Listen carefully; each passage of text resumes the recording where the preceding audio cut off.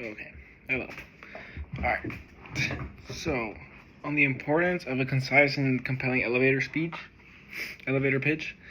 Well, I feel like it's not only important for us to be able to have our elevator pitch ready for our employers so they can see how we interact with them, and maybe from that they'll judge how we'll interact with patients. As we will probably be explaining what OT is and what we do, probably for the rest of our lives.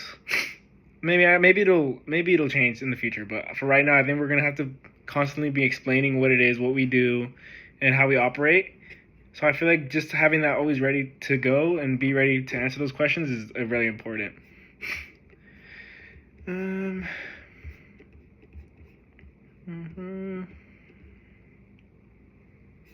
Okay. 1 second, sorry. So why did I want to be an OT, and what does it mean to me? So pretty much I chose OT because I was super inspired by my sister. She's a nurse, and I always thought it was super cool how she wore scrubs and like treated patients and all that, and she worked in a hospital, and I thought it was so cool. She also had a really nice car, and I thought that was pretty nice. That was like a little nice plus. But yeah, I don't know. I always envisioned myself as working in healthcare. I always envisioned myself being one of those people taking care of patients.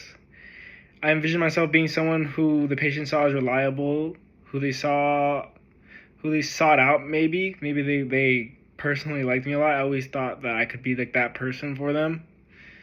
And what does it mean to me? I mean, it's like everything to me. I mean, I spent like so much time already studying it and just learning more and more and more, and it'll probably never end. I keep finding more and more and more stuff every time, but it's amazing, man, and I love it. And then what makes OT special and stand out to other professions? I mean, everything we do is different from every other profession. I mean, we're like a rainbow, like a I don't even know how to like explain it. Like, what do they say? The horse? It's like the horse, the dark horse. The dark horse. I think we're the dark horse. We're just special. I mean, we do different things from all the other professions. They're not related to us at all. We are very holistic. We're very client centered in the way that we approach things, and it's just completely a different world. My biggest challenge currently will be my experience. I don't have the most experience. But I will never let this affect me and how I approach certain challenges that I face. I will always try my best to learn whatever I can. I feel like I adapt very well, though. I feel like I do that pretty good. You can put me in the worst situation, and I'll probably figure out a way to make it out. But yeah, also, I feel like my ability to adapt and my ability to learn, and also to want to learn. I really want to learn, so I feel like that's another thing that I have going for myself. So how do OTAs promote independence through struggle and hard work? How do OTAs promote independence in their patients? My clinical instructor, actually, we went through this a lot. So she always explained to me, how are your patients going to learn if you're constantly over helping them, over assisting them, and never letting them try for themselves? And it was hard for me to just let them fail and fall and just, I mean, obviously not about older patients. It was little kids, but we were working on their balance and stuff.